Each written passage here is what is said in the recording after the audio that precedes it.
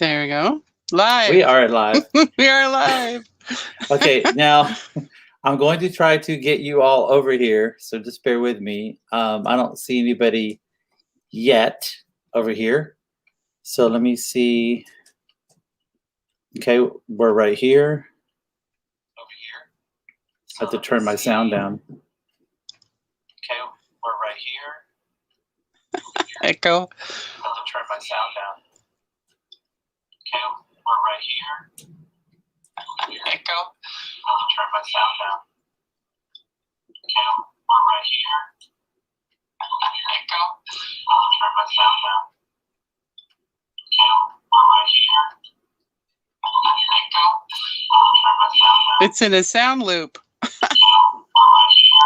There we go.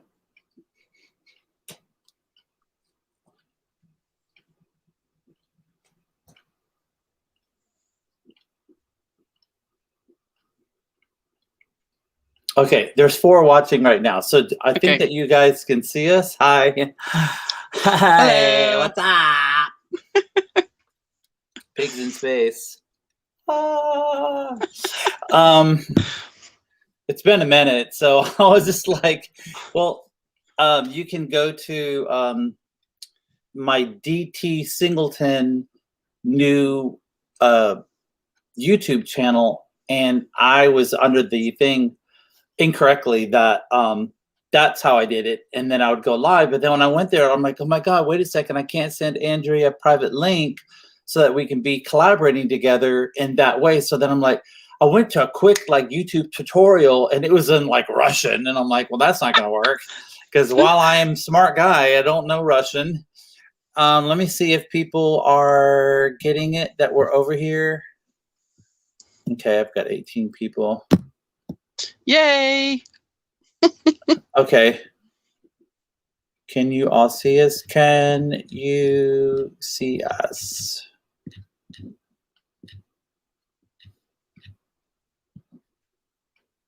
It's just that there's not many people like right now. Actually, this says 3 over here. It says 18 were over here like looking, but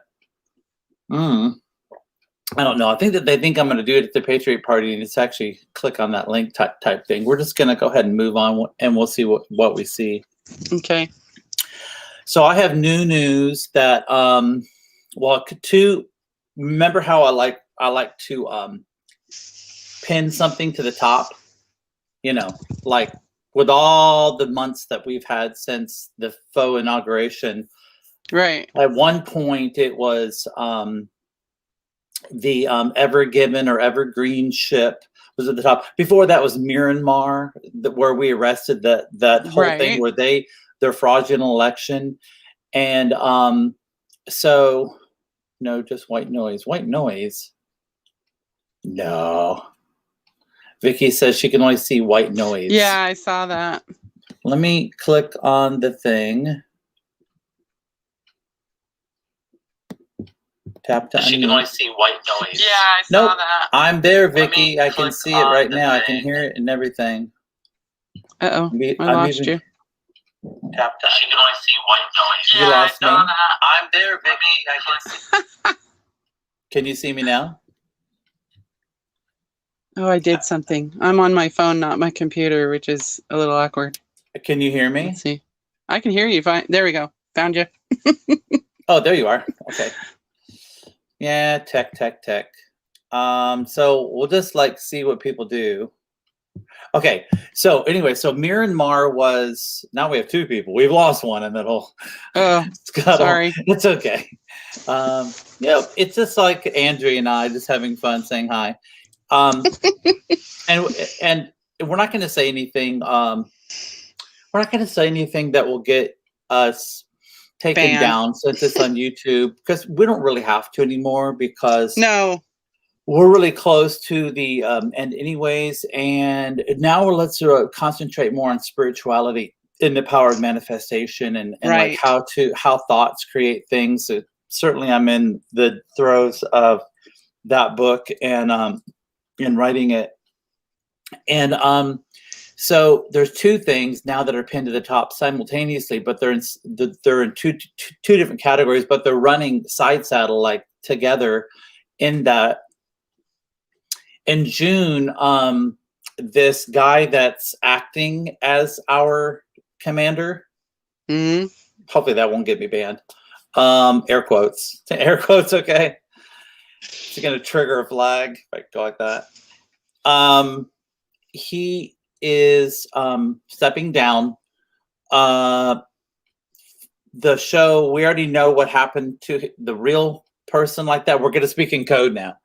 We already know what happened to the real person. So the person that's right now playing that role is going to step down for the appearance of it all. And people are like, "Oh, then Kamala's going to be." I'm like, "No, no, no. I mean, they're all stepping down in June because they already all, of course, know that we all know. That's speaking in gibberish code. There's still only 2 over here. Oh well, we'll reshare it. How about that? And the people can I say, think- "Hey, we saw you." Yeah, I think that'll work. Okay. So let me cover that because I'm going to give you a chance to talk because I want to hear your thoughts. But Okay. so there's that, and then there is the broader one that is very misunderstood, but is a big subject matter of my first book that I wrote about extraterrestrials known as the Anunnaki. The Anunnaki. Yeah, the Anunnaki. They are going to return. And now we have a definitive actual date when they are actually approaching. They've already sent 2 emissaries in advance to test the waters to see what was actually how crucial and what was going on. And they have found that the Greys that have been here for thousands of years and never left, that have been living amongst us and mostly underneath us, Right. that are pretty diabolical intraterrestrials, not extra, but intra. From what I understand of the Greys, they have Hey, we have one more no. person. Welcome. Oh, They that have has some no- people over here. Hello, DD. I got Lori and Vicky. Oh, Okay, good. So Yay. we'll see. Hi. Well, Hi, everybody. We can't get everybody. We know that it's kind of spur of the moment, but we were Yeah. free. And the only reason, that's all that matters. Well, anyway, what I was saying about the Greys is I was going to that say the only reason I'm here is because it's raining outside. I see. You can't find me tomorrow. It's sunny. Yeah, it was sunny. So go ahead. The Greys, the reason that there's so much cruelty is that they don't feel emotions. There's no there's no Right. human response, and so Very good. their cruelty is based on investigation. They're curious, and that's what fuels that. Is they don't feel anything, and so they do stuff, and they don't care. Right. And hello to you, Margaret, as well. All my great friends. I hope to all come in here. Yeah, so Andrea is absolutely correct. They have bred out emotion. And in the breeding out over time, we're talking about a millennias of time that it took to do that. Now, curiously, it's the thing that they crave or that they're so curious about, that while it looks like really mean-spirited, cold behavior, cold-hearted behavior, it's not. It's like us stepping on an ant on a sidewalk. We're not conscious about it, and we don't fret about it all day long that we just killed an ant. In fact, sometimes I actually intentionally kill ants. I know I'm going to be sent to some kind of ant prison, but especially out by the tanning deck, then I get my spray, and I'm probably killing untold thousands that I can't see. So it's kind of likened unto that. They're so advanced and haughty, and they don't see us as anything but a food supply. Right. Exactly. And fodder for experimentation in DNA experiments, which have gone terribly awry over a long time. And since the 30s, they instigated that behavior of a certain dictator, and that's what that's really when it escalated their cruelty. Right. So we are talking as if we have tinfoil hats on, but we don't. This is actual truth. To review, for those that came in late, the Anunnaki that I wrote about in my book, they are returning. We do have a date. It is in 2022. I'll tell you why they're coming, what it's going to look like, what's going to happen, who's going to make it, who's not. The Anunnaki are an extraterrestrial things that don't have any malice in mind. They haven't been here for a long time, but they actually created us. And I know it's going to rock your spiritual Bible rendition, but the truth is that we are exactly mostly DNA from Anunnaki with a cross hybrid of early man at that time, and basically from Africa. And it was a mining experiment, and they came for gold and some other minerals, and they created us, and then they left. And some of the other intraterrestrials that stayed, they don't have our best interest in mind, and they've been doing dubious things for a long time since. In fact, they've been setting up governments, and they've been trading children for technology for children for a long time.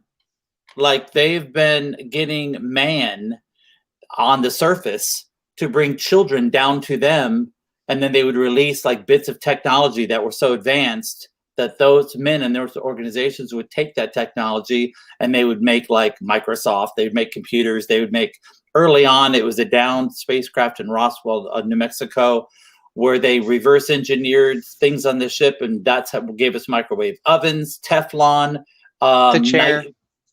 night vision goggles, where you can see in the dark, remote controls, infrared. All that stuff came from reverse engineering a down ship or two ships a long time ago. And there's way more than that they've held, of course. So we all have heard of that. That's all true. The Anunnaki are coming. They already sent 2 emissaries in advance this year, or basically last year, and then early this year. They're aware of, besides the fact of the whole pandemic, I didn't put an L in that word pandemic. I just said pandemic, so I can't get banned for saying pandemic, because everybody on both sides, I hope, right? There's a lot, and I want to get to, so people don't get frightened. So the Anunnaki are a very advanced race. They are, they basically hail from a brown dwarf, or a planet near a brown dwarf, that's called Nibiru, and it is a binary star to our star. I don't know if you're aware, but in our very galaxy alone, there are 200 billion suns or stars, and our sun is yellow and small compared to most of the suns in our galaxy, which are blue and much bigger. If you've ever seen the graph of I'm trying to trail this out. So they put, like, here, I can just point to my graph. You see the star right here? No. Our sun, as enormous as it is like a grain of sand compared to the largest sun in our galaxy. I mean, it literally is likened unto a grain of sand on any one of our beaches to the whole of Earth is our sun compared to the largest sun in our own galaxy. Okay. So with those 200 billion stars alone in our galaxy, there are planets around orbiting many of them. And of that percentage, there is a sweet spot like Earth is to our star, and a position where life can flourish, intelligent life, advanced life. And it's been going on for much longer than Earth. Earth is very young as far as being inhabited, and then adapted for survival, and then its systems brought up into a place where civilizations began to flourish. So the Anunnaki seeded us and then left. And since then, we've been doing sort of good, but if not for these intraterrestrials that are inside of the actual Earth and under Antarctic and other places like the Nephilim, they've been commandeering and studying the consciousness of man and trying to subdue him and play games with him, and then pit one against the other for their own gain, which is a food source. They love our children, and they love humankind to do experiments on, because we're like nothing to them. So the Anunnaki are coming, and what they have to do is they have to cleanse the entire earth of all of these grays. And the time is now, as the military has already rescued all the children that were salvageable or savable underground in all these bunkers, and then blown those bunkers. But there's still grays that are here. In fact, grays, if you ever watch somebody, look at, I got a satellite thing going on in my hair. I just got done working out, so excuse my satellites. I have dishes coming out. I might be perceived as an alien. Who knows? I'm a starseed. I'm a starseed.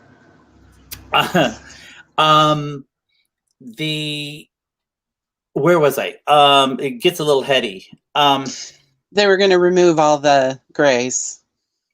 They are, and that's what I wanted to say. When you are looking at a gray that is impersonating or is commandeered somebody that is famous, a politician or whatever, which by the way there are many that you assume, what they do is they all the people that have ever entered the or express an ambition to run for office ever in the history of mankind in every country, those people eventually were approached, or once they gained footing and their image was cast everywhere and we all recognized that face, shortly thereafter they were taken out and supplanted with a gray that could do the same thing. You know. So that includes the stars in Hollywood and everything. Yeah. So they build you up, they groom you, they know that you can do the job, and then they remove you at a party usually or some function, and they already have that gray double that can do everything, speak exactly. They've studied you. They can, the entire mechanism of the DNA, the personality traits and everything can be replicated like that. And then they go to do their dirty work. And that's what the military has been doing, is they have ways of seeing who's a gray and who's not. Well, part of what it is that was a lot. I know. Like they have difficulty turning their heads.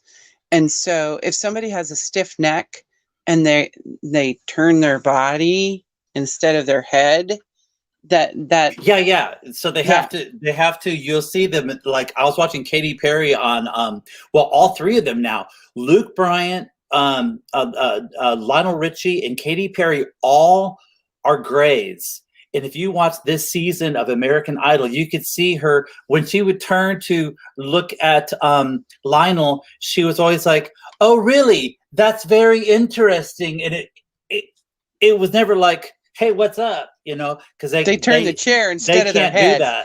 They can't do that. Yeah, Luke Bryant was one thing, and then he got tested positive, or Lionel Richie tested positive for COVID. I did air quotes again. Hopefully that won't get me banned. A little mocking. But anyways, and on The Voice, Kelly Clarkson got replaced. When she came back from her timeout in quarantine, when she came back, she was going, bah, bah, bah, and she was like doing basketball stuff and sports stuff that she never did before. I'm like, wait, who is that? And she used to dress a certain way. And when she came back, she was in these like Handmaid's Tale red gowns, and she had no bra on, and her breasts were hanging real low. The jewelry, she was like Nicki Minajing it. And I'm like, that's not Kelly Clarkson. No. But she's doing like most of it. But then there's these things that they were doing. And Katy Perry, forget about it. Just, you guys, if you didn't watch American Idol, and I know I knew, by the way, Simon Cowell's gone. Yeah, he is. And he has been for a while. When he had that back problem, I mean, I know, because I know the guys in Fremantle Media and 19 Entertainment, that we were going to do a show. We were going to collaborate on something, and they kept backtracking, and I never did say it. But then when I figured out all this other stuff, I went, oh my God, Simon was taking too. And I can't say too much then, because then this gets, so it's really weird. I hate to do that because it's not my style, but I do want to stay alive for people, like not alive, but live. Not be cut off in midstream like live. last time. Yeah. So we're just having a good time in space. I'll shut up now. Just talk about something, whatever's on your heart and mind. We do want to we don't want to really, it's too late about like talking about crap that has to do with politics at this point. Let's try let's empower the people how to think to create the realities that they so long for. Here's what I've been doing, and you know, I'm still looking at stuff, but I'm trying to focus on what can be uplifting, and instead of, you know, because I'm a news junkie. I've become a news junkie. It's hard for me to stop. And, you know, like I posted to the group, you know, go lay in the sun, go have a party, do something fun, be with family, because it can bring you down, and we can't have that. We've got to raise the vibration. Right. We have to seek out joy. That is the biggest way to raise your vibration, is to seek joy. And just an example, I quilt, I embroider, I create, and I haven't been able to do that since last March.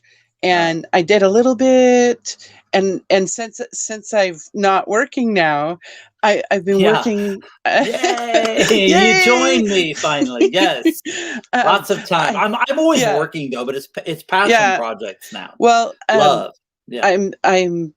I'm embroidering butterflies to do a butterfly quilt, and I forgot or didn't remember how much joy it gives me to create this kind of thing. I love color, I love beauty, and I love to create quilts, and I get so jazzed when I'm working on something for somebody, and that's the kind of vibration that we need to bring in, is the positive, and to focus on the things of beauty that are around us.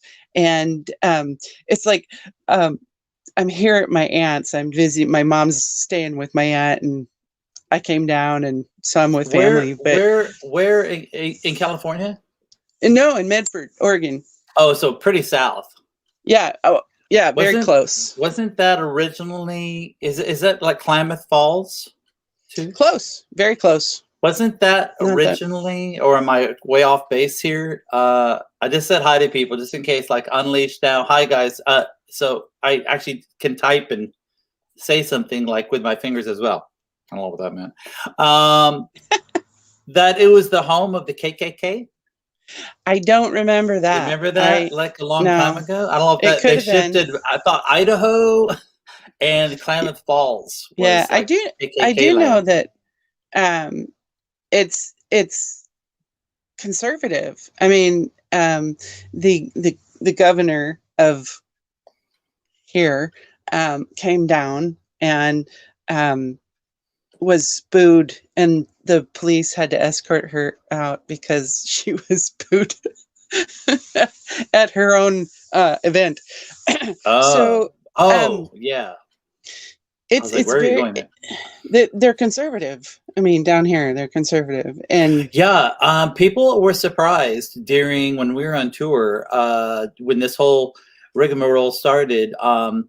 You know, conversation would strike up, not only because we were with famous people, and then, but even unsolicited wise, even if they didn't see that we were with a certain star and stuff, like we were being cafes and along the Columbia River Gorge down from Multnomah Falls down this one diner that we frequented fairly frequently, because when we were in that sector, because they had parking for big trucks, and that means that tour buses can fit in there as well. So you're kind of like, you know, when craft services, when you arrive at venues, is already supplying everything, and basically you can have whatever that you want.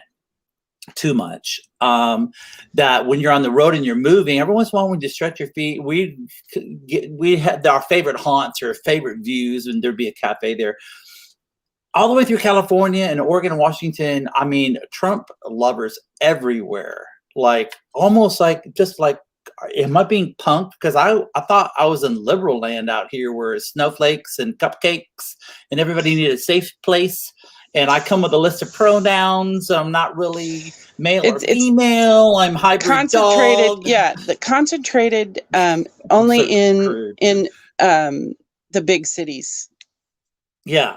Yeah. And I mean, most states are not big cities where, you know, I mean, like, I know there's the flyover states that the Democrats love to dismiss and mock, you know, the flyover between LA and New York. But the truth is that, you know, most of the states are agricultural, and that means rural land, and that means farms, and that means people that love America and are hardworking Americans. They're not fly their snorting flag. coke and going to corporate parties and hiring hookers and They grow their own food. They have their garden. They have their farms. They take care of animals. They have their neighbors that take care of each other. They all know each other. They all actually can like call each other across the field. Hey, what's up? You know, I mean, that's kind of what we are out here in Kentucky where I am. We actually get in our car. We actually drive a short expanse and then up the next driveway. And then we're, you know, at the next farm. But we could jump fences or get on a horse and go visit, but we just don't. It's a little bit more billionaire land. Not that we're billionaires, but near us, and nobody walks over to if you see somebody walking, it's usually like everybody's like, lock the doors. We got an intruder. Well, when this whole thing started, I was like, if we see like zombies come, you know, after everybody gets vaccinated and they all turn into like the Night of the Living. And I told Ron, I said, let's put motion sensors way out. So we have a fighting chance if we start seeing like glassy eyed, like, you know, coming towards us. And then I saw this one lady and she wasn't, but God bless her. God bless her. I think she was like a Mexican maid of one of the farms around here. And she has a path that I'd never noticed before. She cuts across in front of our horse fences way out front and then makes her way into Lexington, I guess. I don't know if she cuts through a side street, but I'd never seen her before. And I saw her and I was like, hey, who's that? And I was like, it's a maid. Calm down, you know. She's probably a very nice lady, you know. But so in June, and let's go to the Anunnaki again. So at the end of this year, well, in June, they're going to step down. I'm just going to like put that there. If anybody is just joining and they didn't hear me say that before, in June, they have a choice, one or the other. Right. They have a choice, and and by the way, they're actually already gone. But the people playing them are for continuity of government and appearances. Because they already know, of course, that we full well know exactly. And like I say, the military is done with Operation Rescue and cleanup. The Anunnaki are ready to move in and do the rest of the cleansing of the entire earth. What that looks like is really something different. I have in my Kindle here, we say that we're going to do like a half an hour. Of course, I was having tech problems at the beginning, so who knows? I don't have a light up. Since I don't have any pressing matters, we can go as long as you want. Pressing. So at the end of 2021, or as we roll like through this summer, in July, we're going to see the first wave of, so in about 2 months, we're going to start seeing the first wave of deaths from the jabs. Yeah. I mean, massive. Yeah. It'll be shocking and because the attack of the immune system is the main goal. Have you seen not only the magnet, magnets, but Did you see the one that I shared in our room? Multiple. The guy had the car keys and a fork and like a screwdriver and a pair of scissors, and I'm like, oh my god, that's a strong magnet. Yes. It's a strong magnet. That just that there's. I don't know and why there's Yeah, go ahead. There's so many videos out there of the evidence of something being magnetic in there. I mean, when I got do you remember back in the day? We're about the same age. I was in Grand Rapids, Michigan when I was growing up, and I had a big old vaccination mark. Most people got it like here, but I got mine up here. And I mean, I vividly remember, this will probably be gross, but you know, I do remember that. I just taking never the received one. scab of it. But I mean, it was horrendously large, and I still have the scar from it. It was about that big. Yeah. And I mean, like, as babies, back in the 60s, we were vaccinated a lot. And I think that for polio and other things, and we even had I think it was a remanding of going to school. Yes, they started that, I think, in the 60s. We didn't get the chicken pox. Well, we did. There were 4 in my family, and we all got chicken pox at the same time. And I remember all 4 of us lined up along, looking at, from the back of the couch, out the window, looking at other kids play because we got chicken pox. That's what our parents used to do. Chicken pox, measles, and mumps. When one got, I'm the youngest of 6 kids, so to save time and money, they would throw just us got everybody all sick together, at the same time. and they would infect us all at the same time. Right. Because I mean, which is horrendous to think about, but for some reason, I waited about chicken pox, measles, and mumps because I didn't get mine until I was in the 70s, and I think I was in 3rd grade, and I was already in Orlando, Florida. And I remember in the 3rd grade, I was out of school for 90 days straight. Oh, because you got one and then you got another. To the next. Which was horrifying and awful, and yet really, really good because I hated going to school for all the obvious reasons that maybe a little boy that wasn't normal hated going to school. Like my son. Well, I mean, like, is there a malady that I don't have? I mean, I'm highly functioning with all of them, but I'm like probably on the spectrum somewhere. I'm definitely OCD, which I love because I mean, our place looks great and I love order, but it is a little excessive. I don't know if you ever saw the movie Sleeping with the Enemy but I mean, when he goes in the bathroom on their beach house and the towels are like just the towels like this much off, and he's like, and then he goes and beats her. Well, see, that's where I step off. I'm like, I'm just gonna straighten the towel. I'm probably not gonna hunt you down and then knock you out for it. Right. So there are levels to my OCD. I'm not gonna come beat you up, but I do love order. Did you know that the word Illuminati means from chaos order? Did you know that? You did. Okay. Yeah. Thought I'd bring them in.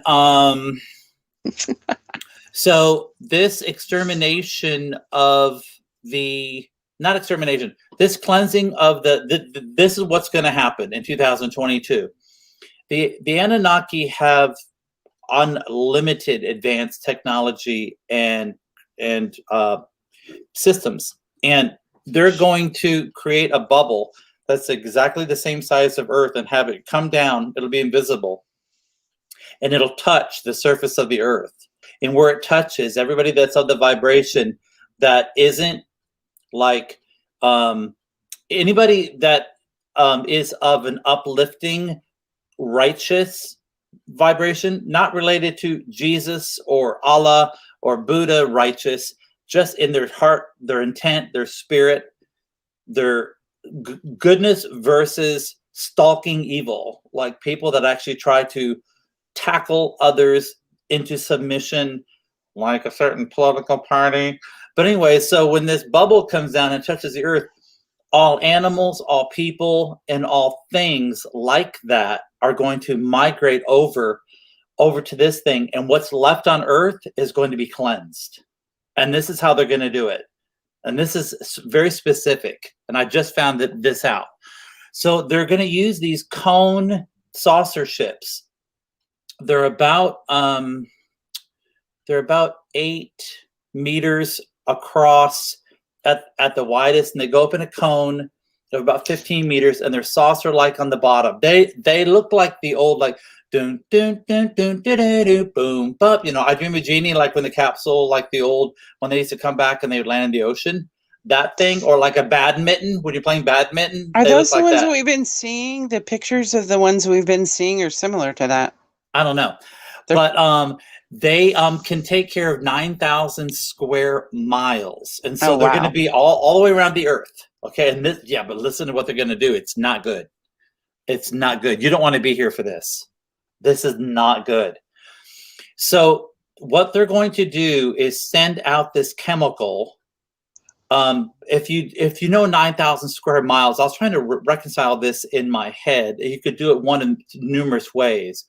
You could say 1,000 miles times long across the land, 1,000 miles, which would be like from New York to like Kentucky, okay, or maybe to Oklahoma. New York to Oklahoma. No, it's a little bit further.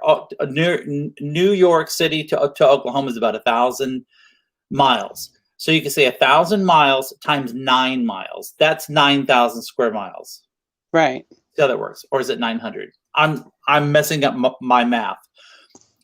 Each one of these ships, I'll just leave it more simple. Each one of these ships, I don't even know why I have this open because I can't see it because I don't have the light on. I was going to read you this specific, but it seems to be that when I start talking about it, I can recall exactly what I had read. So let me keep going.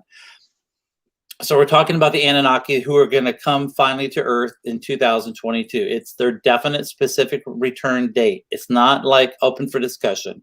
It's not like, oh, maybe he's wrong. Nope, it's absolutely going to happen.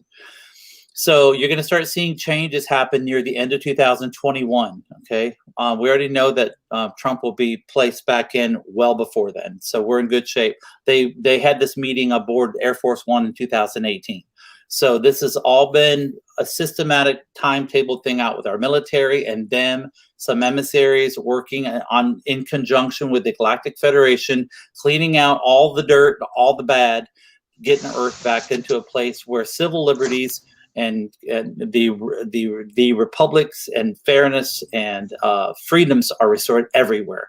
And this chaos and this murder and this death and this torture and all of these systems that have been put in place by these intraterrestrials that are underground, the grays, they're going to be snuffed out. So this is how it's going to happen. So each one of these ships are going to be up and very, very much in our atmosphere. Like you'll be able to see them. And they'll each be able to handle 9,000 square miles. So if you do all of the square miles, thousands and millions of square miles to the entire sphere, they'll be all the way around over land masses, not the ocean.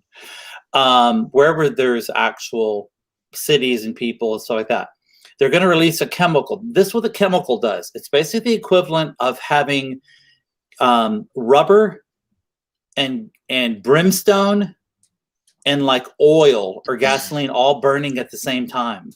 Yuck.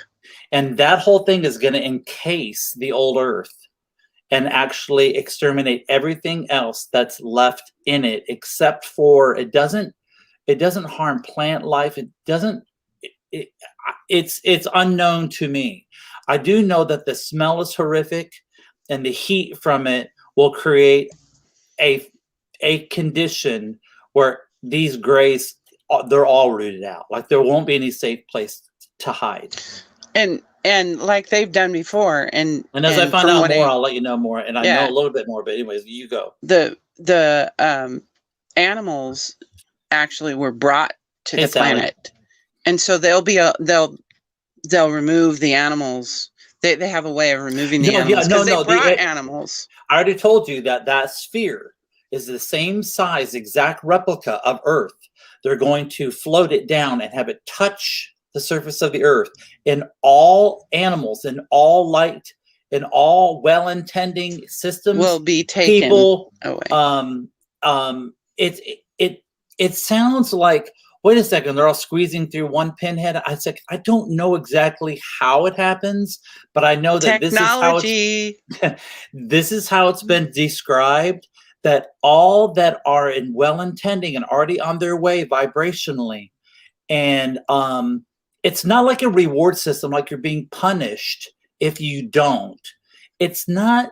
That's not how they ever. By the way, on Nibiru, where the Anunnaki live, okay, there is no money anymore. Right. And our money system is going to be a thing of the past.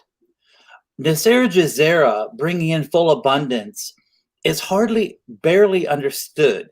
And a lot of people would try to get to me and say, well, when is it going to happen? When is it going to happen? I'm looking at my watch. And I'm like, well, that's one thing I could talk about. But there's such a broader, it's sophisticatedly simple. It's hard to understand as human beings what we're talking about. If you knew how the Nibiru, actually, this is basically what happens. Their vibration is so rectified that nobody has any more money than anybody else. And so I'm putting it in terms of money, but there is no money. And so like, well, then how do you get things done? It's like, they take care of each other. yeah. Well, there is this thing called The Time Traveler, and Ron and I watched it, and I forget what it was on, but when it's a real story, and they interviewed this guy, and then it was a series of interviews, and by the time they went back to his hotel room at the very end, he was already gone again, because he was trying to get back.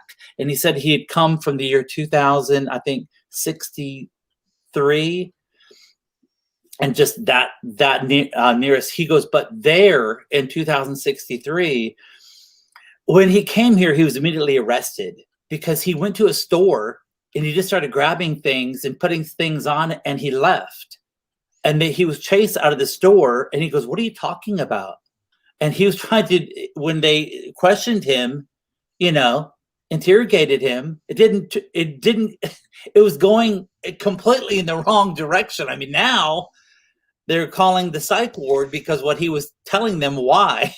So his thing was, when I'm from here, but when I'm from, it's already where stores are. You can go and just take whatever that you need. It's there for you. And it's a constant supply. It never ends. And people don't clamor for stuff. People don't pack on luxury items. And he said gold itself has no value at that time. But for the design that it's placed in jewelry or furniture, and it has an energy. Gold can be used for a transfer of energy. There's a certain element in gold that can be used, and Alex Collier was talking about this, and the gold is actually used as an energy, not with value money. Right. It's used for other things. Right. And so there, not only do they have no more money, but gold has no value as a tradable commodity anymore. Its value is how it's used as gold leafing on things, or the full solid gold artifacts that are made, or art designs, or vases, or in gilding on frames, or in furniture, or wherever that gold is used, or on buildings.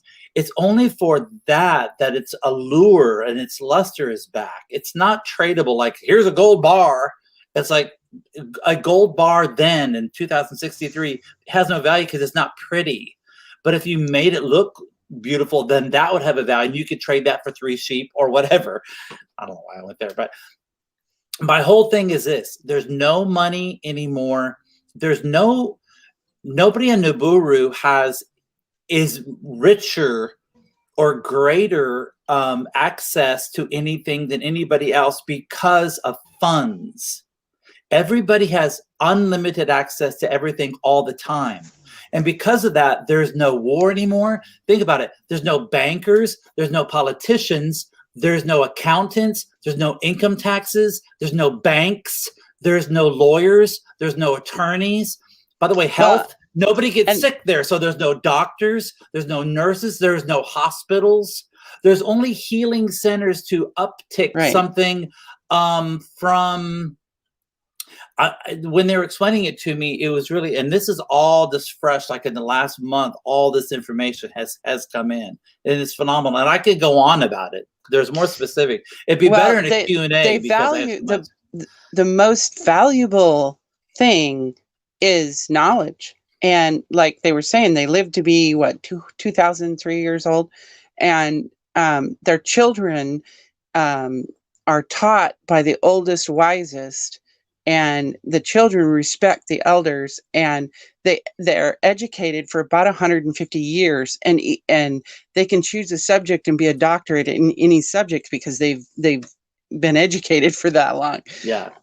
For those that like school and learn and do those things, I love it. No, I feel like I mean, when I was a kid, I guess I was a dork. Or a nerd. I don't know. I mean, I was valedictorian in my class, but there was like four of us. But being inquisitive and stuff like that, I used to walk into a library back in the day, way pre-internet, when there was just the Dewey Decimal System and card catalog, and I would pick. It was like the Matrix. It was like I'd walk in and go, "Holy crap! How many hours do I have in here?" Like, oh my God, I only have an hour. I used to ride my bike, which was actually a long ways from our house, which is way out in like, it was a podunk rural part of the orange groves around Orlando, Florida, and ride my bike all the way to the Orlando downtown library, city library, lock my bike up, go upstairs, and I had my library card, which was like gold, and I'd scanned it in, and then it was like, nobody knew where I was. And I was like maybe 10 years old, or not 9 or 10. And I had the better part of the afternoon, and I would go, oh my God, what do I want to do first? Where do I want to look? And do you remember the Guinness World Book of Records? Oh yeah. When we would go to the beach, I guess I am a nerd. I don't know, because we would go to the beach, New Smyrna Beach, for the summer. And we've been this swanky, like black and white and chrome, like 2-story townhouse, like condominium, a New Smyrna Beach right there. And what would I be doing? I had my Guinness World Book of Records for that year, like 1978.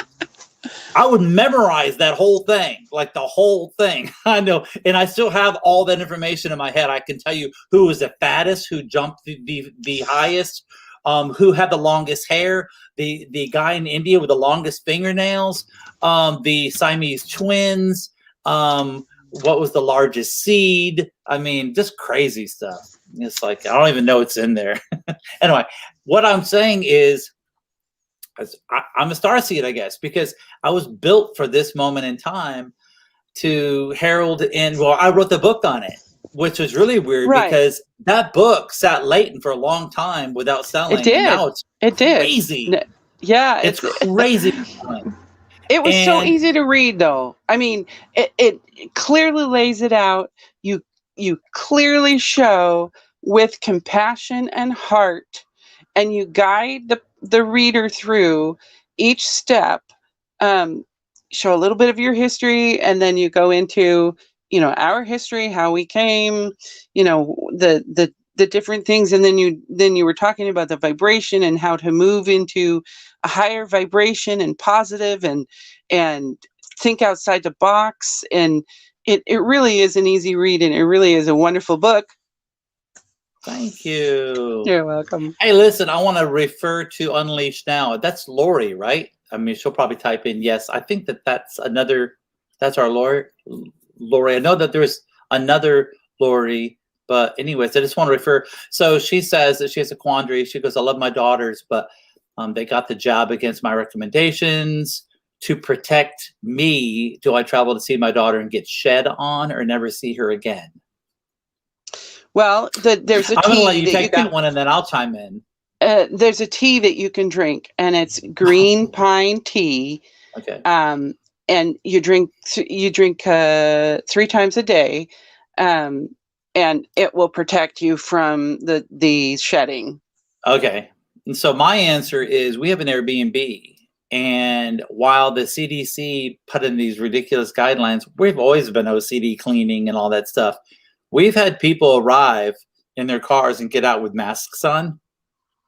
And I get right to that right away. I go, well, just so that you know, you won't be seeing us in masks. So if that's a problem for you, get back in your car. I'd say it better than that. I mean, I'm more gentle. I'm more loving. I don't say it like that. I just say, just to let you know, we are officially here in this state mask free. Our businesses are in compliance, and we already know. Later, I tell them about, like, of course, I know better, because you can't pick up a disease. You have to be vibrating like it for some time to even get sick. And anything way before COVID, the common cold or anything else, you can't even get. I could go into a colony of lepers and lick them all, and I'd be just fine. Of course, I'd have to rinse my mouth out because it tastes terrible, and I wouldn't do that. Even if the leper was extremely hot, I wouldn't be into licking. But the point is this. Nobody can shed on you something. Right. So even though that at one point we talked about how that these vaccines are actually more diabolical than we even thought, and now we need to remember anything that is being telegraphed by the MSM to separate us and keep us apart might be actually them coming around the corner acting like they're white hats when actually they're still dark hats, still trying to get you to separate yourself and divide yourself from your neighbors and not be friendly anymore. So anything they can do to not have you hug and kiss and love on people, and to keep your distance. By the way, in satanic cults, did you ever hear about this one? In all satanic rituals, you are required to wear a mask and stay 6 feet apart during the ritual. I hadn't heard that. Yeah, that's new. That's true. So don't be 6 feet apart. Don't worry. By the way, the only thing that you can pick up or create is that what you've been lingering on through your mind for quite some time, actually, and then it festers and it comes to a head. So watch your thoughts. If I talk about diseases, I would tell you first, the best defense against anything, whether it be physical diseases or bad health or lack of abundance or not enough money in your checking account or bad relations or always struggling to make ends meet, or always getting in car accidents or tripping on rugs, that's all fallout to, and the symptoms of a lower vibration of worry, and that you've been thinking for a while that it was probable or inevitable that those things can even occur.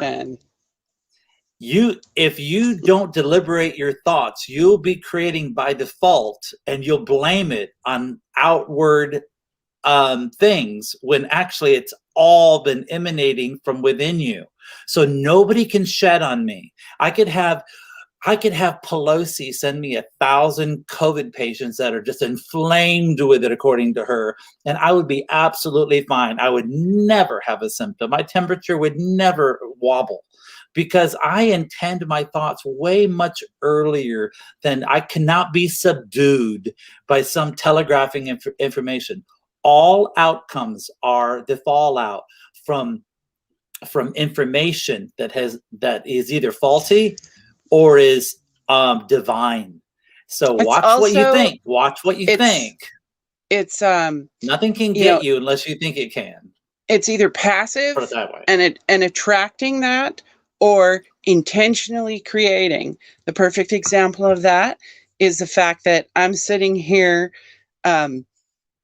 unemployed at the moment, and from personal experience, it takes about 3 months of your positive thoughts and creating things to see them to fruition. So about 3 months ago, I started saying, every time something irritated me at work, and it was constant, it was like, oh, I love my new job. I love my new job, being unemployed. Right. And it happened. I mean, and it happened in such a gentle way that they actually gave me my PTO. I actually have funds till the end of September, or I mean, the There end you of go. July. Get the And summer off. yeah, sort of. You can spend more Um, time. and you know, they didn't want to fire me, and so we did a mutual deal, and I got a very generous response, and they aren't going to dispute the unemployment, and everything will be fine. And it just I would sit and giggle at my desk. I couldn't wait for it to start, and then that Friday Spring happened, and it school, yeah. I can't it's just concentrate. Back in Oregon, where it rained every day. When we had T-shirts that said, "How do you know that it's summer in Oregon? The rain gets warmer." And so anyway, so we'd be in Crescent Valley High School. Check it out. And we'd look outside and we see like a sunbeam come through the cloud and be like, "Oh my God, I can't focus anymore. I've got to get out there. The sun is out." But yeah, all of that. Got a couple questions here. So Sally says, should we drink the tea still? And just do if you need a placebo, not to minimize your information, Andrea, but if right. you need and require a placebo, for God's sakes, use it. If it whatever eases you, disease,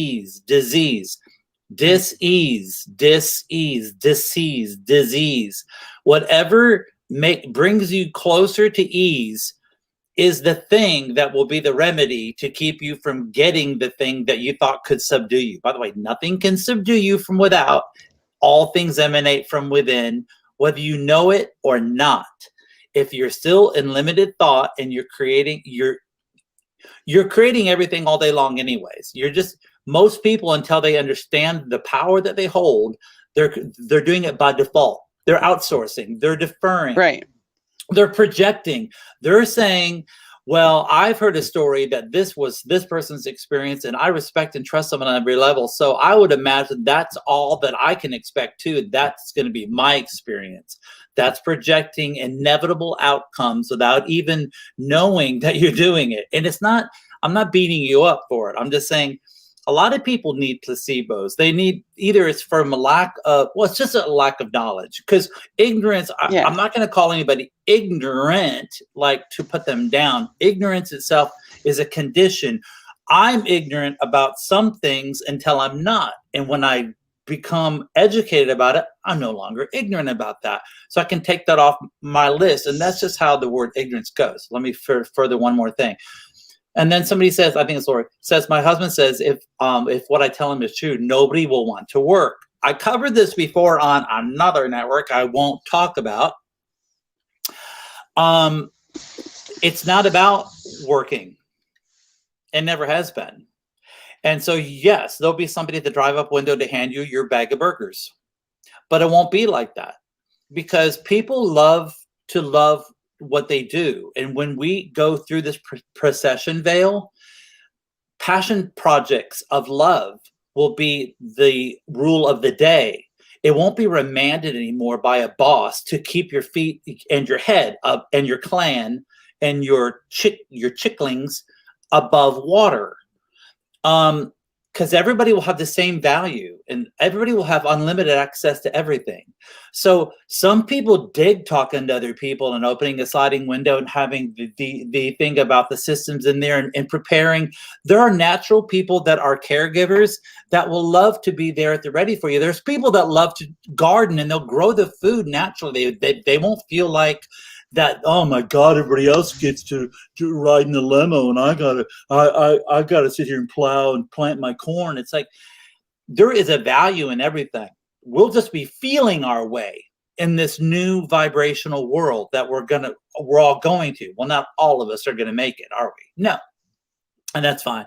But don't worry about anything missing, and don't try to label and box, or where your understanding leaves off. Take it on faith. Everybody talks about their God and their religion, and their church and all this and the other thing. I hardly see them exercising, actually walking in faith. Faith, by the way, is believing something without evidence. I mean, that is what it is. And yet a lot of people that want you to go to their church do not operate the rest of the other 6 days like faith at all, which I'm always surprised about. But anyways, that's a whole nother topic. But so when your husband or your neighbor goes, well, they don't believe like I believe, and so now they're that's a problem. Let me tell you about that. If something looks like a setback or like the contrast is too vivid and it makes you uncomfortable, thank it. Thank that person. You don't have to thank them out loud. Just inside go. We have an Airbnb booking for tonight. For tonight? Yeah. They won't be here late. I've talked to them. Till 8? They're on the way to Airbnb? You can hope for I'm live. She right now. She had booked. We're just talking about manifesting. She had booked the additional bedroom. So I called her and I said, You could talk. Okay, we could talk about. Okay. Anyway, it's switched. I've got to clean the bathroom. Okay, well, you just heard all of our business. That's the fun of live, baby. Maybe a goat will come through here. I don't know. Why do I always mention that? What is my thing with goats? I'm like, I need to do like goat yoga or something. But yeah. So somebody says I can have all the shiny. Yeah, go ahead. I was going to ask you. Okay, the difference between when we first started talking and now. Just describe the difference in me. Oh.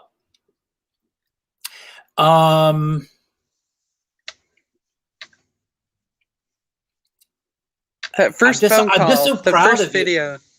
Yeah. Well, the things that tackled and subdued you before are just laughable now. Yeah, I know.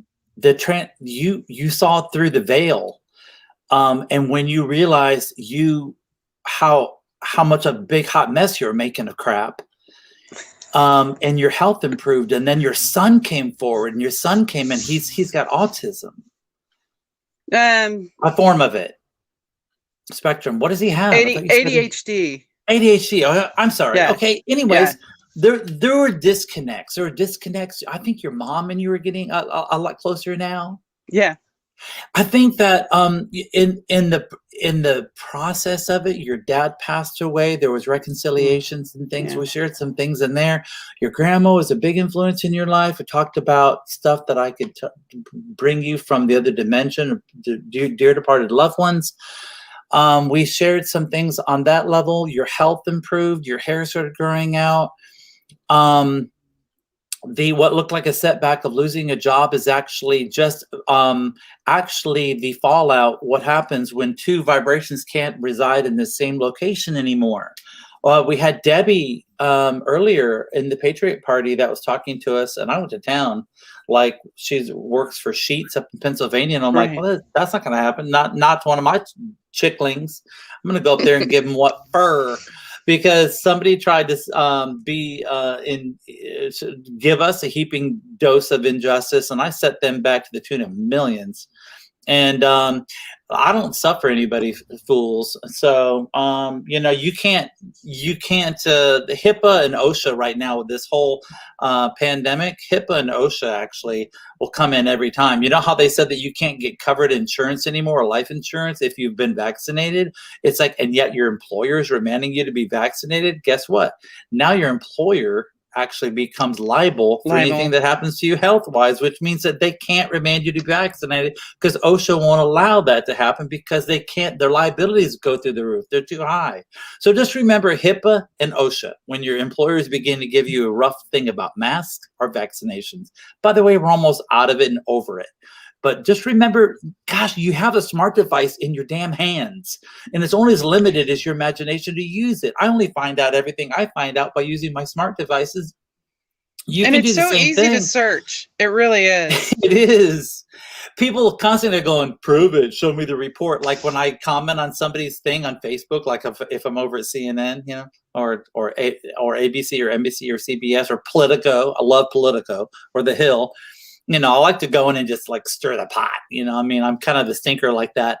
But and I try to do it where I don't get suspended again. Sometimes it works, sometimes it doesn't. But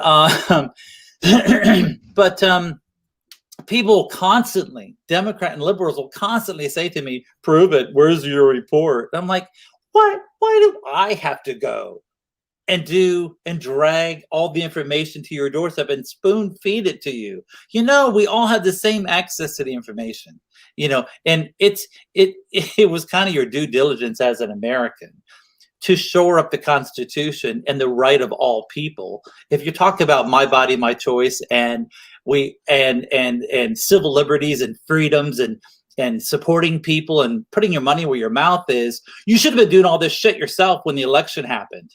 It's like, you know, you should have checked out for sure if actually it was valid. I mean, you coming and trying to subdue us for speaking out at all that it may or may not have been valid wasn't your job. Your job was to go, you know what? I'll get back to you in a week. I'm going to go check this out for myself. Well, did anybody do that? No, they just wanted to attack like, no, bad orange man, good drooling clown. We want him in. I think that they could have actually had a dog run and it would have been better than what they perceived as with the MSM, how the MSM had painted Trump. We all know that the MSM painted Trump poorly. And we all know that if the MSM paints somebody poorly, is that person good?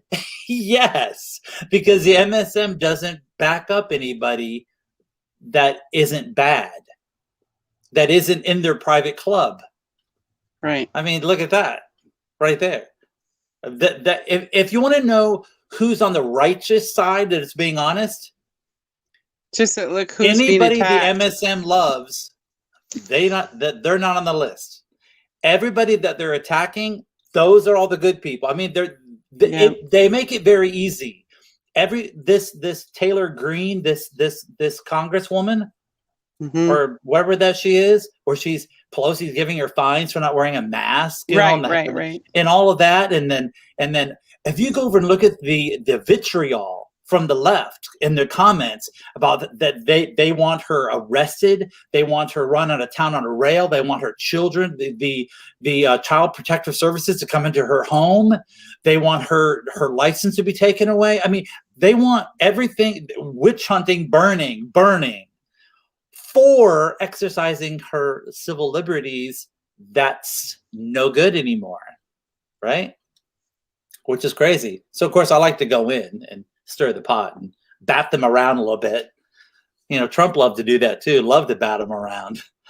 Meanwhile, when he would send out a tweet, they'd all go scrambling for the crumb that they thought for sure that they had him on. Meanwhile, he was over here like building another like 200 miles of wall, you know, or he was making peace in the Middle East. Meanwhile, they thought that they had him over here. Oh, he really, we're going to arrest him now. It's like, Well, he's using meanwhile, he's appointing like another 500 federal judges, you know. and he's the tactics that he uses.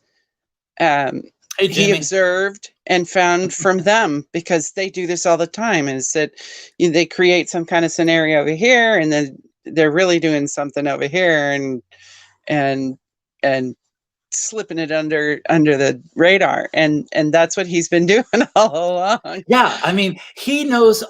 He used to be a Democrat, and he used to be in Hollywood. And Right. He's a famous star and a billionaire, and He rubbed elbows with all of them. I was gonna say he's rubbing shoulders and elbows with all these guys. And then when he went to run for president, of course, he didn't fit their narrative, and so they hung him out to dry and crucified him. But he has a real thick skin, as we all saw, and nobody else could have taken the relentless torture that he did, and he is still, because he is still president. But that might be the band point. But anyway, Oops. but anyways, yeah, oopsies.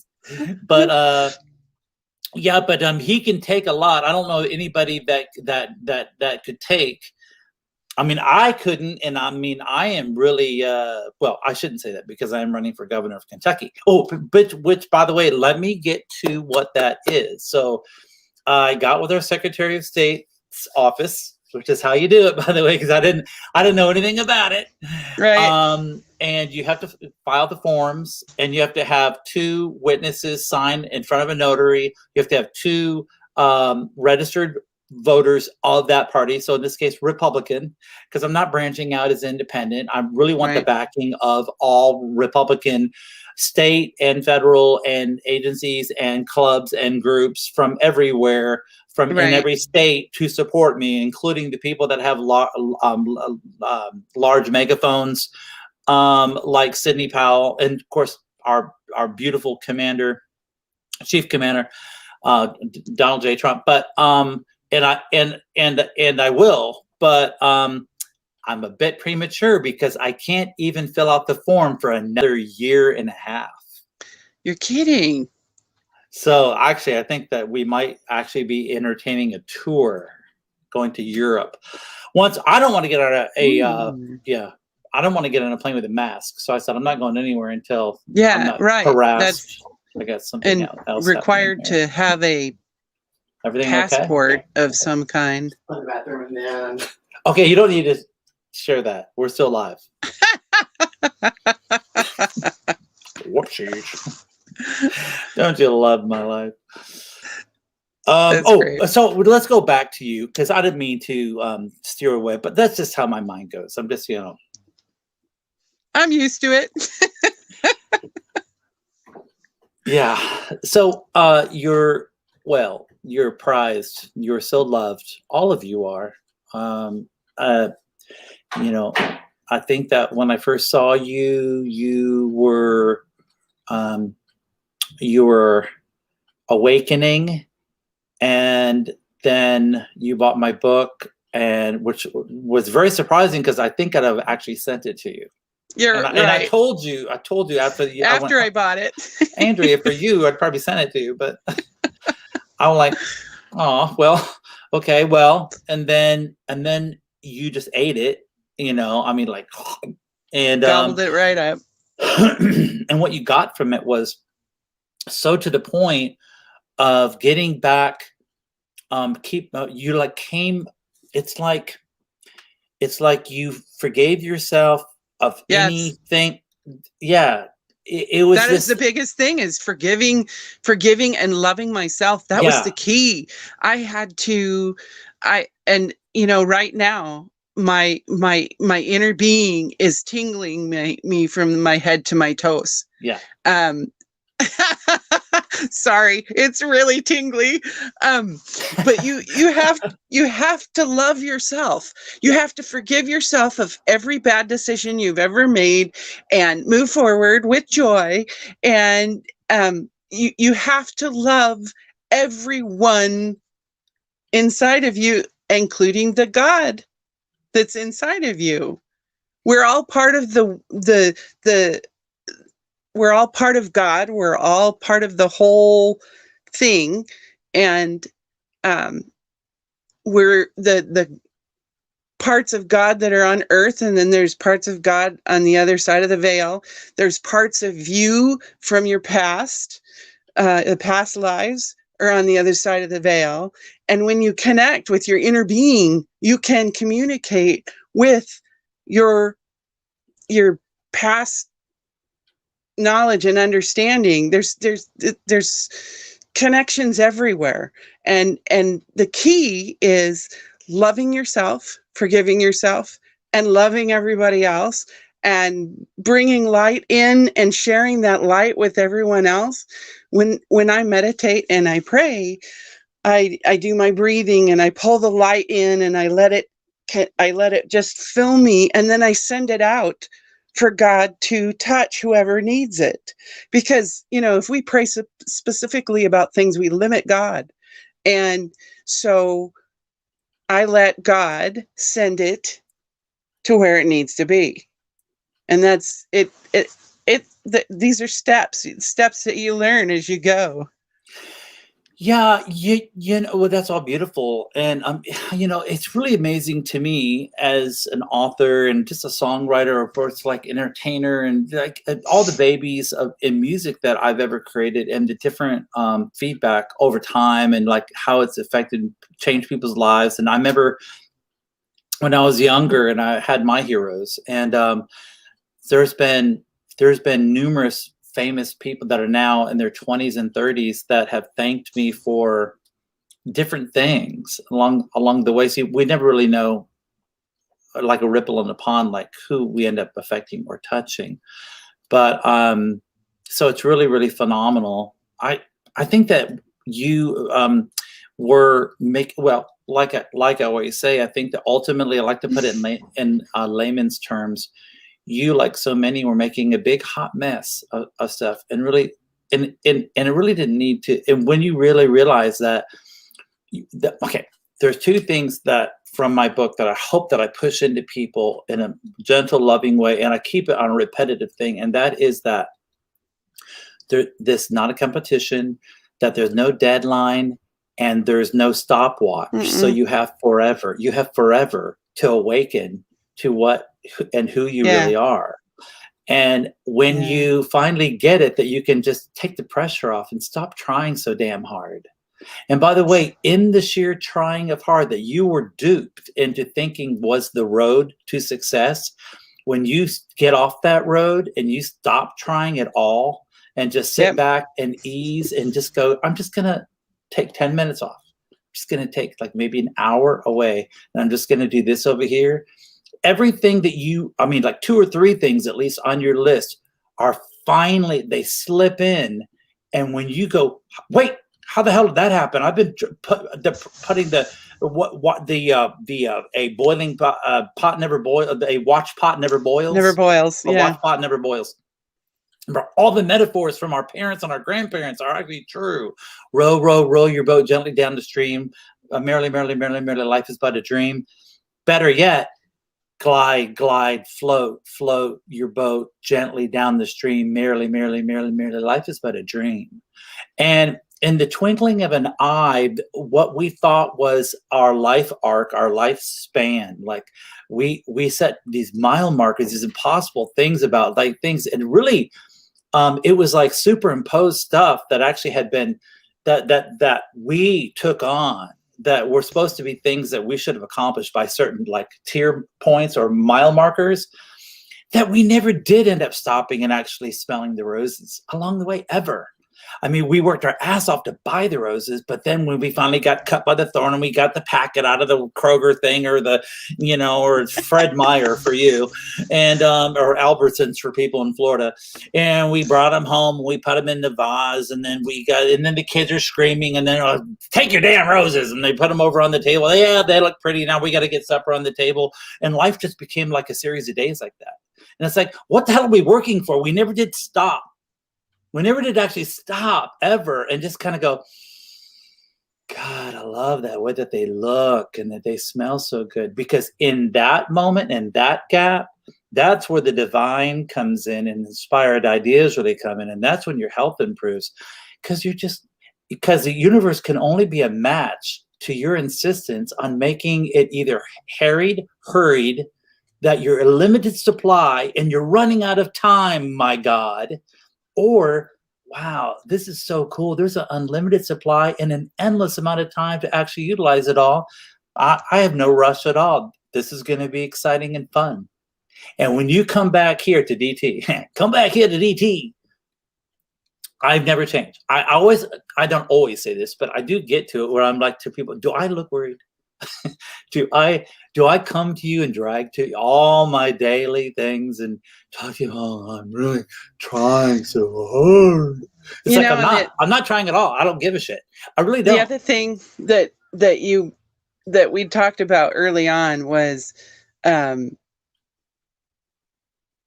universe seeing that you're spending money and you draw money to yourself. You know how that works. Well, a river, the worst part of a river is where it's not flowing, and they call it backwater. And if you've ever smelled backwater, it's rancid. It's stanky, and it's got all of the crap floating in it, and the algae and the fungi, and it's murky and it's green and it's algae and there's no fish that like it in there, and it's just like the plant life is kind of rotting around the sides of it, and it comes back out here in the flow and it keeps on going. Money is the expression of money until we don't operate on it anymore. If you want to get more of it, never think about having something, the thing. Ask yourself not how am I going to get that, but why do I want it? And very few people do this. By the way, the how will always be taken care of if you first put in the why. Always ask yourself, why do I want that? And when you actually get down and have that conversation with yourself and you go, well, okay, why? Because I really enjoy that. Because I really say, I'm just going to put a thing out there, like a horse. Say I want a Frisian. DT, why do you want a Frisian? Because I could immediately put in my mind, oh my God, they could be from 5,000 to 50,000. I don't want to spend 50,000. Pretty soon my whole inner dialogue starts going to all the reasons that could cavalcade, or this thing could never happen because it won't be practical, and then it won't happen. And then, but that's not realistic. I should be helping homeless people. I mean, like that money could go so much further. The Frisian's gone. I get no Frisian now. So what you do is instead of going to all that crap and allowing that chatter to just cavalcade you, tackle you to the ground, you say, let me just entertain it for a second, because it's fun. Think about why do I want it for you? Well, I think they're beautiful. They're really beautiful. Well, what else? I like the way that I look when I sit up on it. Yeah. I've always liked long hair. I'm gonna like taking care of that Frisian. It's gonna be fun. It's gonna be fun watching it grow. It's gonna be fun having the relationship to see how that is fostered and develops. And there's certain responsibilities that goes along with it, but there's so much pleasure. I've always liked the way that they kind of like their gait in the field and like the disposition. It'd be really fun finding just the right one on the temperament level from 1 to 10. I like a 2 or a 3, so I can bathe them and brush them without them fidgeting around or trying to bite me or kick me, and they're gentle, and then we become friends. And you go into this vortex, and it's called a rampage of appreciation. Right. You've stopped trying to figure out how by defeating it, and you've started to go to the why. And when you do, the universe feels you. It feels you. And all cooperative agents within the vicinity start hunting for Frisians for you that are a match to that, as opposed to putting any blocks in there. You've just been daydreaming. Remember daydreaming? Remember when we were kids, they said, get your head out of the clouds. You got to put your feet on the ground. Get back in reality. You need to put your nose to the grindstone. You need to work hard. You're not living in a real world. You need to, this is hard. This is going to be a competition. It's a dog eat dog world. It's cruel. It's cold. People, you got to watch out. Look both ways before you cross the street. My God's sakes, don't let the bed bugs bite. I pray the Lord my soul to take me. If I die before I wake, oh my God, we didn't have a damn chance. We were programmed. My hair just went. Yeah, I don't know what happened there, but so back to Frisian land. Well, it's really going crazy now. Back to Frisian land. So whatever that is your Frisian, put it on the list. Marjorie Taylor Greene, thank you, Lord. Put it on the list, and then allow yourself a moment, just before you put it in the improbable, never going to happen, impossible box. Whatever that is for you, don't try to figure out how, because you'll always block the universe's creative, unlimited way to bring it to you. Right. Just get close to the why. Why do I want that? And then go, well, because everything that we want for it, that we assume that it's going to bring with it a feeling. People that want a certain job, well, they're gonna hold back. They're not going to let themselves feel a certain way until they get that job, because they assume that job comes with that feeling. Or I'm not going to allow myself to be completely free and easygoing and happy-go-lucky and stuff until I have a certain amount of money. Then when I get that amount of money, then you're going to see me shine. It's like, it doesn't work that way, because money only multiplies where you work. Feeling and thought You have to are the most powerful thing. Yeah, you have to feel first how you want to feel in the having of the thing that hasn't yet shown up, and then the thing automatically comes and joins you. That's manifestation. Right. That's manifesting at the master level. So you don't need to go, well, my husband doesn't believe and she doesn't believe and not anybody's agreeing with me, so I guess I'll just sit over here and I'll just not create anything, and I'll think everything happens outside of me and I'm powerless. It's like, no, you can do that, but that's just a limited dream that you're experiencing right now. The reality is, if you knew how brilliant that you look to me from my perspective, where I'm sitting, and how brilliant that you look to me, and everybody on this list that's watching right now, you guys are brilliant, and you're finished. By the way, you're done. You've already, everything you've ever put in your vortex is already with you. I already see you enjoying it all and being free about it all. If you don't see yourself that way, then you're making too much of a big hot mess about it. And the universe can't find you and all the goodies that you want because you reek of them still missing. Relax and dream relax. and pull it and Yeah. it's like me. I have a list, Relax. and it's gonna come. and It'll join you. list- It'll be such a surprising miracle. People always look at Right, me and going, right. "My God, how the hell is that happening? How does that keep happening right, to you?" And I'm like, right. I don't know. I was told I don't have to know. But I And- reek and- of it, and I smell like it. So it seems to be going, there's somebody that's like us. And see, I've always taken care Yeah. of family. And that's one of my traits. I've always taken care of. I lived with my grandmother for 6 years and gave her a place of peace to be in her own home before she passed. And, my dad's last 2 weeks, I happened to be between jobs, and I was able to sit with him for 2 weeks while he was passing. Right. It's just, and I've always taken care of family. And right now I'm down here with my mom and my auntie, and they were both sick, and I'm helping out, and we're all having fun together. And but my dream is to have a ancestral home big enough for the whole family to live together. Yeah. Because I'm a people person. I love people. You are. You're a nurturer and a giver, and very, very gentle. Just remember this, and we'll go soon here, because I know that there's things now. I think that just kind of like some of my obligations just increased. We have some guests I coming think tonight. our live stream just froze. I'm looking at the live stream and it's not moving, so I think that we just froze. Did we? Yeah, I don't see the numbers moving. No, I do. I still show Okay. the seconds. Well, I'm ticking frozen away. then. Let it go. Let it go. Okay. It's from the musical Frozen, but anyways. So everything is a feeling, and people are like, no, it's not.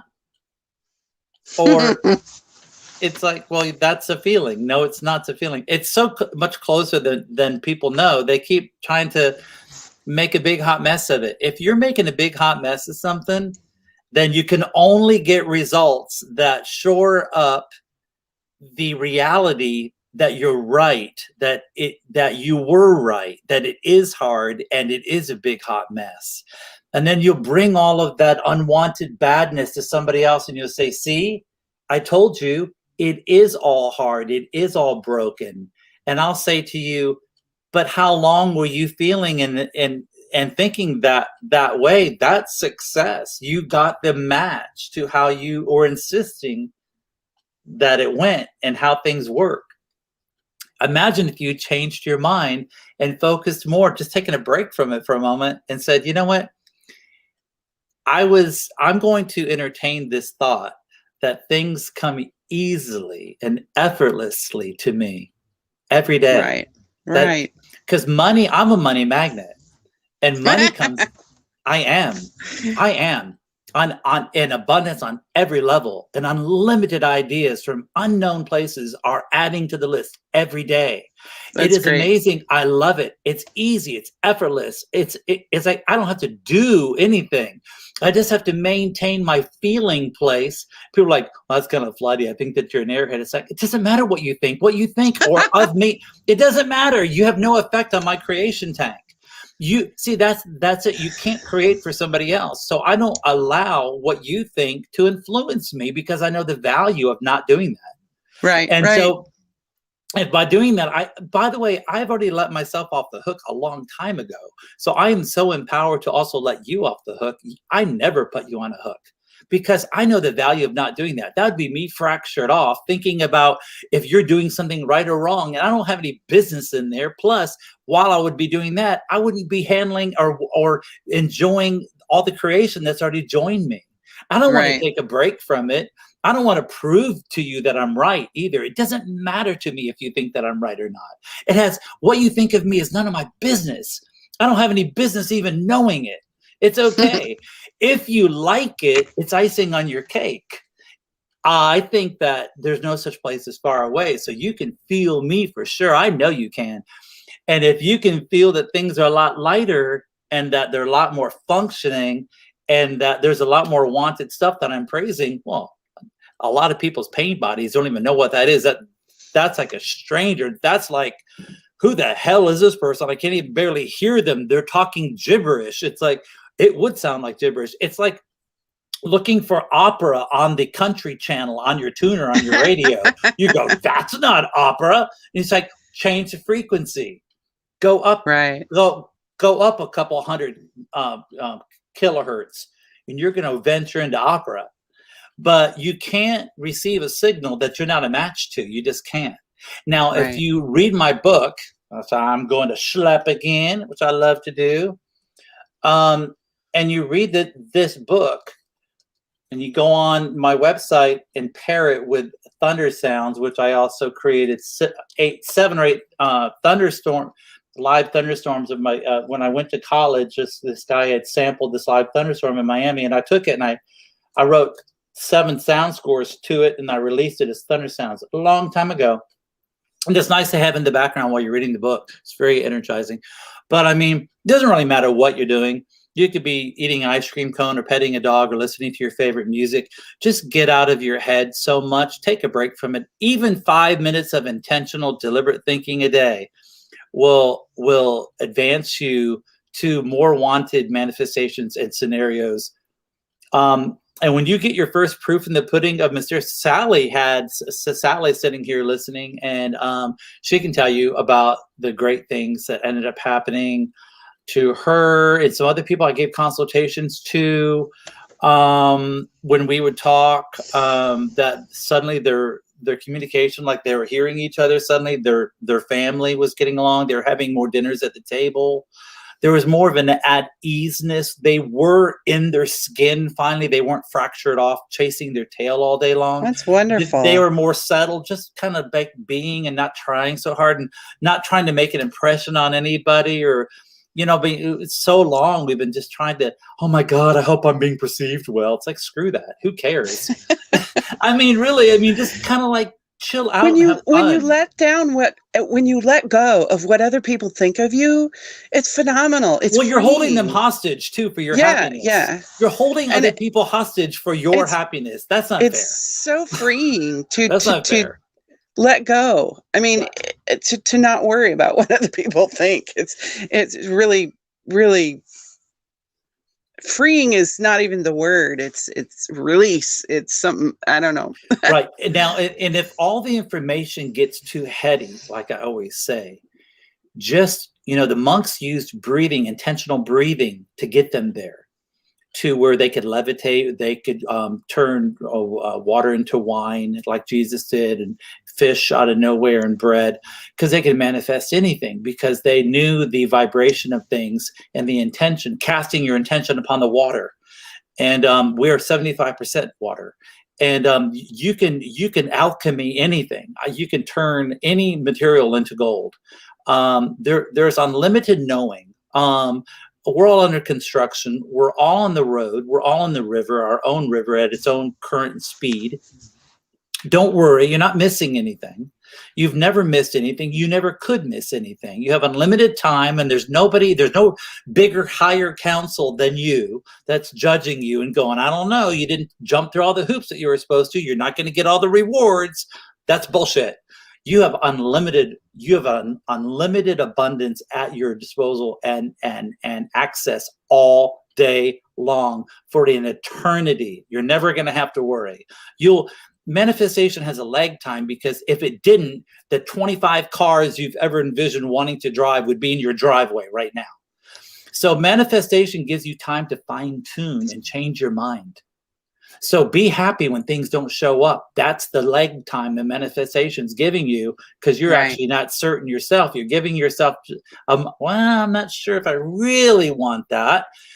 which is fine. That's what we're doing. We're gods and we're creating. So give yourself plenty of room. Stop judging yourself. Don't be disparaging. Don't use disparaging words. DT would never talk about himself offhanded wise, because there's universal law about the universe. It doesn't understand sarcasm. It doesn't understand facetiousness or derogatory, disparaging things. So if you go, I was just kidding, like that, or to yourself, like, oh, I'll never get that, I'm too fat, or that's always been my trouble, that's just my luck, and things never work out for me. Don't ever say that stuff. Trust me when I tell you, those are powerful spells you're casting upon the water. Okay? Well, and also say, I'm under construction. Everything's great. It's going to be great. Right. I can't wait for all this stuff that I love. I always love all this stuff. Spend 17 seconds doing a verbal thing out loud of everything that you love. How it should, even if it's not currently happening in your scenario, in your vicinity, say it out loud. Say the things that have ever gone right. Go, why did I like that? I love that because I love it when connections work out. I love it when synchronicity works out. I love it when I get a surprise. I always remember all the surprises in my life. I love the people still, all the most beautiful people in the world that I ever saw in my entire life. It's that fat old, like haggard lady that was the checker bagging my groceries at Kroger like 30 years ago that I can't get out of my mind. She was so magnetic and the light was pouring out of her. She seemed to be a magnet. People would go to her. There'd be like 200 people waiting for her to bag their groceries when there were 8 more lanes open that were empty because they didn't know why. It's like, I just love the way that you make me feel and I just want to be near you. Maybe some will rub off, because you seem to have it going on and you seem to be traveling a lighter road, and that's what we all want, and you seem to have found it. Will it leak off? Talk about shedding. Maybe you'll shed that upon me. So for those people who struggle with it, and I have to admit, it took me a month to shift my thoughts. Yeah. And you have to catch the negative. You have a negative thought, and it's like, no, Well, that's not you what do, I and want. you What I do. want is this, and it takes. There's a transition time of There is. retraining your thoughts. There is, and that's a good point that you bring up, because you're going to try to apply the old limited processes in ways of type A control freaking this new knowledge into submission so that you can like tolerate it or understand it or manipulate it. And also that has to go as well, because that isn't necessary and isn't effective over here, because over here is ease, and ease doesn't need manhandling. Mm.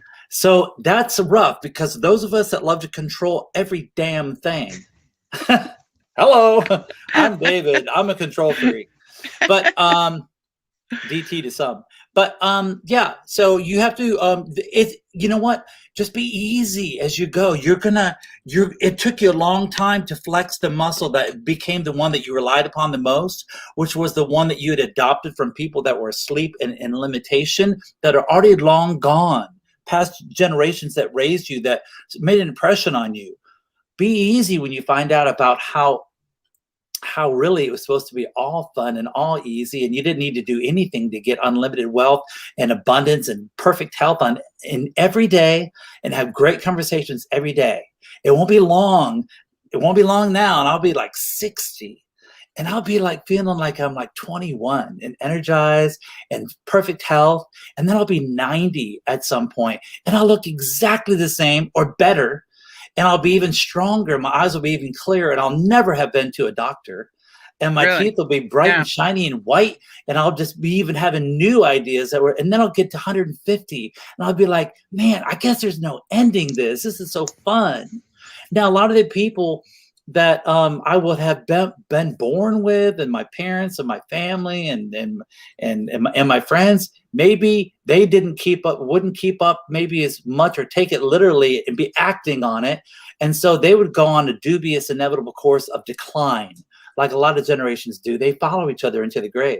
Yeah. But back to the Bible, people of 800-900 years, I wouldn't be surprised if I ventured that way, but I don't care. I don't just care. had I this don't think about it. conversation with my mother about Methuselah, who lived to be 969 years old.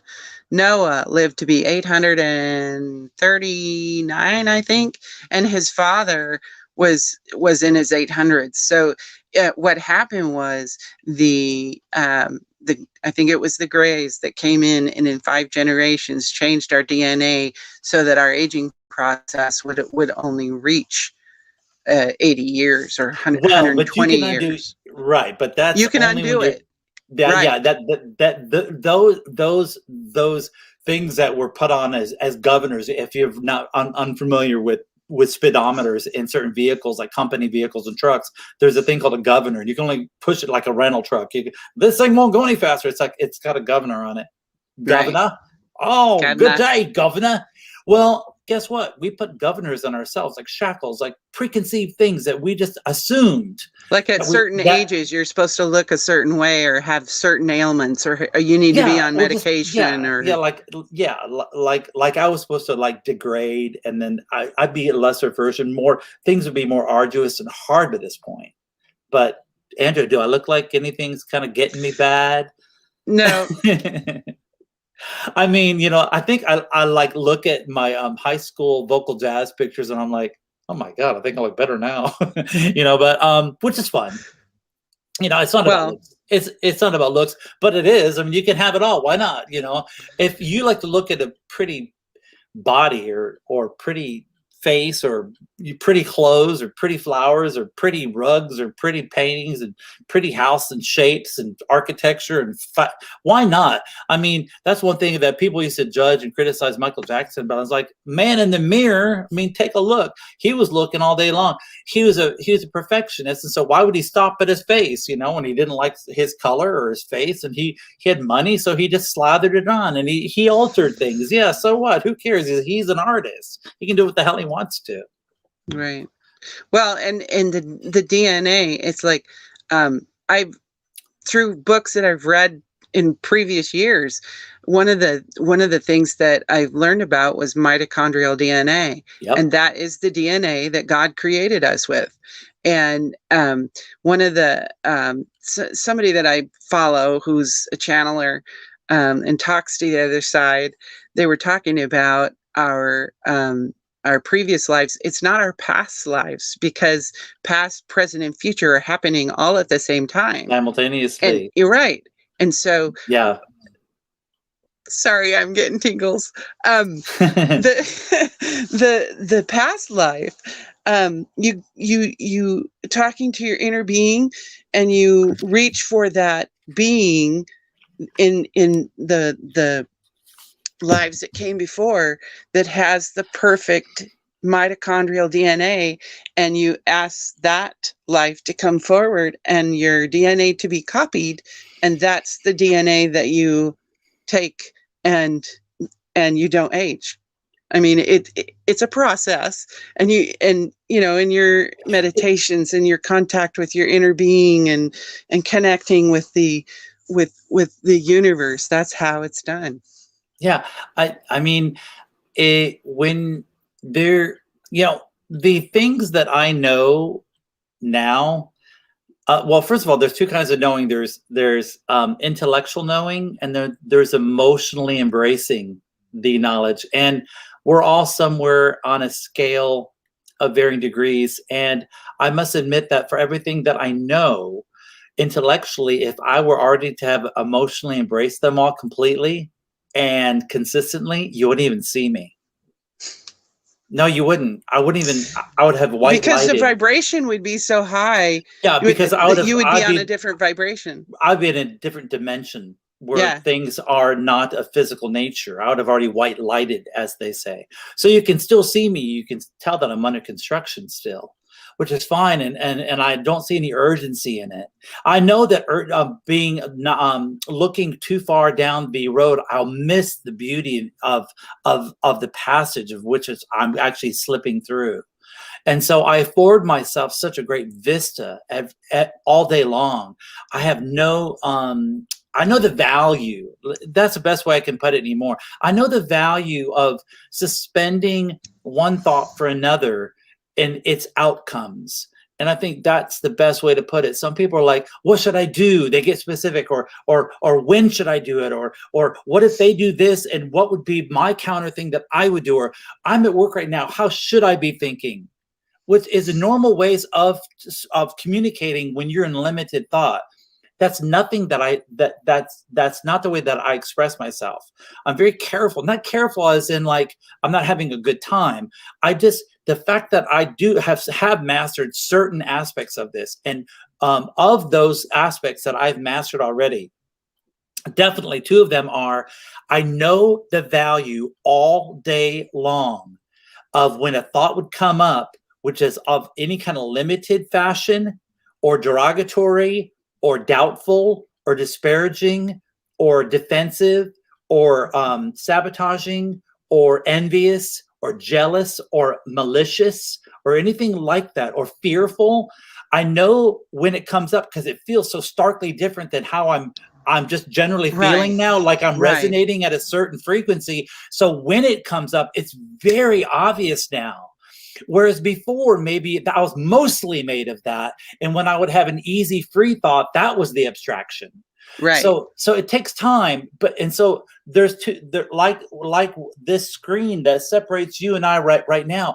Eventually, most of my derogatory thoughts were the minority, and my affirmative thinking was so all day long that it was my new normal. And so now it does take on this momentum, the river, the flow, and pretty soon, you guys, it's just automatically like the door prizes that come, they start to go on autopilot. So just be patient with yourselves as you begin to integrate and to apply this new knowledge and information, that it was never meant to be hard. And we weren't supposed to rack up a list of accomplishments to compare ourselves to others, formally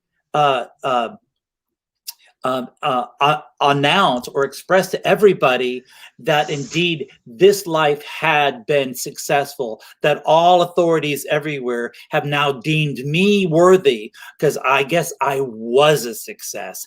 Now I can be happy with my life now that everybody has deemed, all authority figures everywhere and special counsels have finally agreed that I actually now, it's now that I'm successful now, so now I can be happy. No, bullshit. You just getting out of your own way and not putting priorities on accomplishing anything, you automatically make a vibratory shift because now you're not noticing anything missing. Right. And as soon as you slip into not necessitating making anything a big hot mess by noticing it missing, does the stuff that you've always dreamt of finally be able to get access to you? Because you're not reeking of desperation or discontent. When you start to get more easy and more content, things seem to just be a lot easier. Things start coming that you thought for sure would be harder. You're like, actually you have to go, gonk, gonk, gonk. What? That's here? How did that get here? I thought I was going to have to go to school. I was going to have to get this. I was going to have to call in favors. I thought I was going to have to, like do something illicit or, but here it is. And that's how life goes. I mean, that's how unlimited life goes. The other one is falling away. And there's levels of that. And we all can do what we want to. I could commit homicide or pray for you. I mean, it's all about choice. But if you don't know the value of what you're thinking and you let it run willy-nilly, it is creating matter in the form of people, experiences, situations, and material objects and opportunities that either can get to you or that you're insisting cannot get to you because it's impossible. So if stuff is being created anyway, you might as well put a little control in that and intentionally have it go the direction that you want, that brings you joy, that gives you a better life. Well, it's begging. It's actually your natural baseline when you're born. Which is being born is would be a whole nother hour. But when your natural baseline is unlimited abundance, like in everything, without you ever having cast a thought on any of it. Right now, if you hadn't thought one thought up to the point of the age that you are now, you'd be heaped upon abundance, even beyond what you have right now in every way. But it was your mind that insisted that things would be hard, and that it was going to take time. You've been unconsciously, subconsciously procrastinating abundance forever.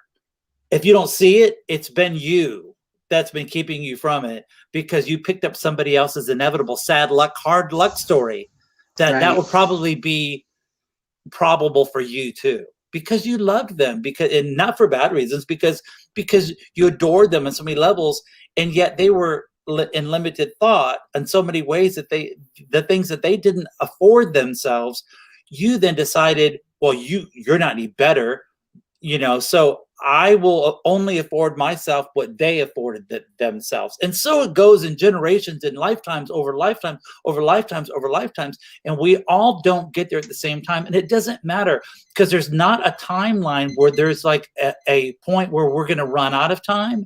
And there's not a point at which somebody is judging us for not making it in time, where they close the door and then we're late. Speaking of the alarm going off. Okay, well, this has been great fun.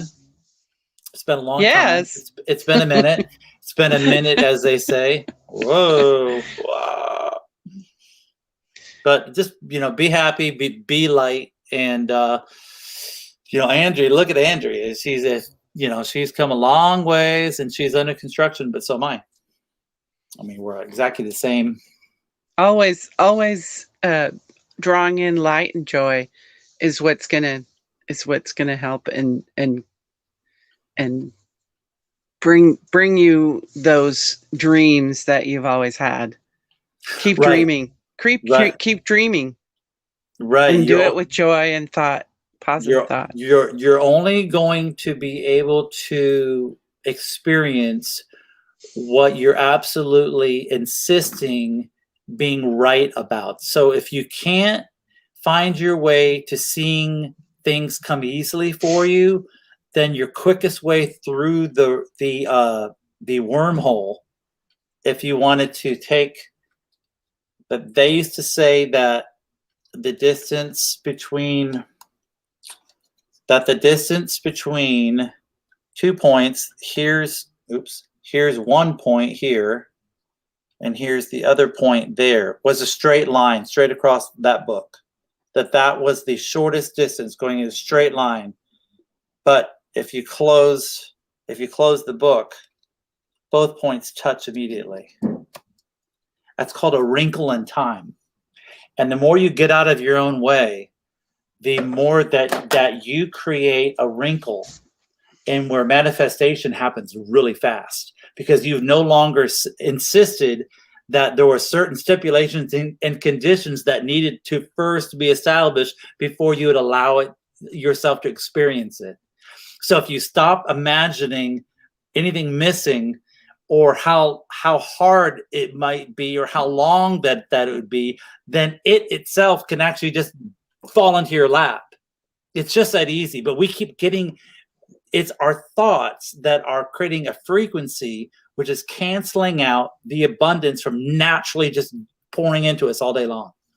So, and the way to keep those thoughts that are like antimatter, that are canceling out the abundance, is to try to not think of anything. And the best exercise to not think of anything is to intentionally start doing some deep breathing, because you can't carry on any other thought while you're inhaling really slowly and then exhaling really slowly to a count of 10. During those 10 seconds, you almost can't think of anything else. And it's in that pocket that all the abundance can actually get closer to you. And that's why the monks use breathing. It's not about the breathing. It's the fact of what you're not doing while you're doing that. So use anything like that. Pet a dog and enjoy that whole interaction. Because while you're doing it, you're not thinking of your taxes. You're not thinking of your weight. You're not thinking of the things that you haven't done right in your life. You're just with the dog. or have some ice cream and enjoy the actual taste of it. While you're actually enjoying the taste of it, you're not judging her and you're not hating them and you're not Right. noticing all the things that you did wrong in your life. You're actually in the process of actually enjoying something. So enjoy more and think less, and more stuff can find you. That's it. We'll end like that. Okay. I love you, Andrea. I love give- you too, DT. Give your mom big kiss and hugs for me. I Okay? will. And your son. When I see him. Okay. All I right. love you all. Thanks for joining us. Bye. Okay. Bye-bye, everybody.